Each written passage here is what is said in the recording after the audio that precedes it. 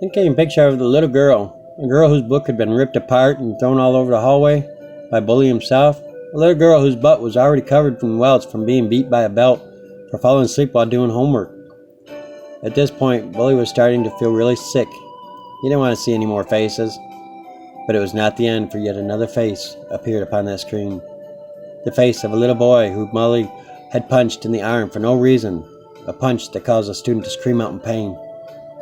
Because little did Bully know, the student was already hurting from the babysitter twisting his arm so hard and so far back because they did not like what he was doing that it had caused the shoulder to dislodge itself. A student who was too afraid to tell his parents what had happened for fear the next time would be worse. And then there was this final student's face, a face that showed a brace around the neck.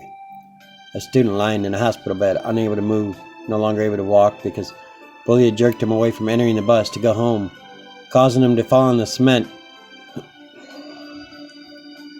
Which little did Bully know, the student had hit the back of their neck on the curb itself, causing them to end up in the emergency room that night, no longer able to walk from the pressure on the spine. Bully still could not understand why all these kids' faces were up on the screen. All the other kids were crying as they sat in their seats. These were the faces of kids. Kids who were their classmates, their friends. As the hour continued to pass, Bully started finding out what it was all about. In fact, Bully actually started crying to wipe away tears so nobody else would see them while becoming ashamed of what had been done. The words Bully heard were not very pretty. In fact, they were really sad. Bully found out that day the boy that was yelled at, well, he ran away from home the night before because he felt like he was nothing and nobody cared about him anymore. The search is still on for him. The second little boy, who had been locked once again in his closet by his parents, was found in the morning where he had hung himself to end the fear of being locked in the darkness.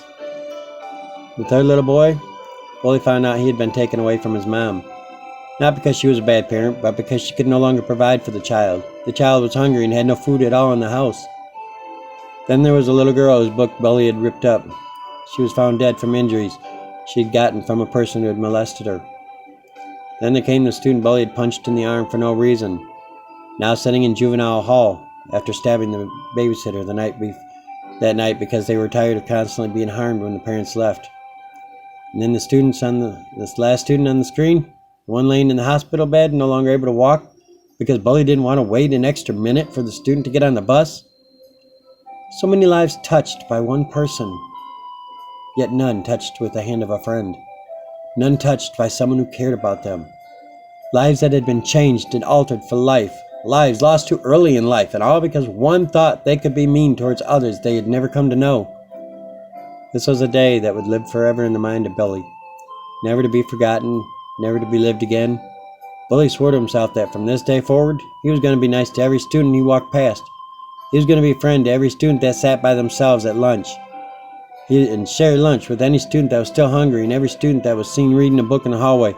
Bully decided to check out the same book and read it so it could later be talked about with the students seen reading it. Bully started changing so much, even giving up being the team captain for the sports teams to become the leader of a new team.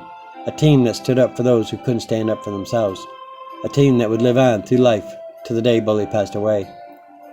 Moral of the story? Be careful how you treat others because you have no idea what each person is going through in life. Words and actions that seem harmless to you could end in death for others.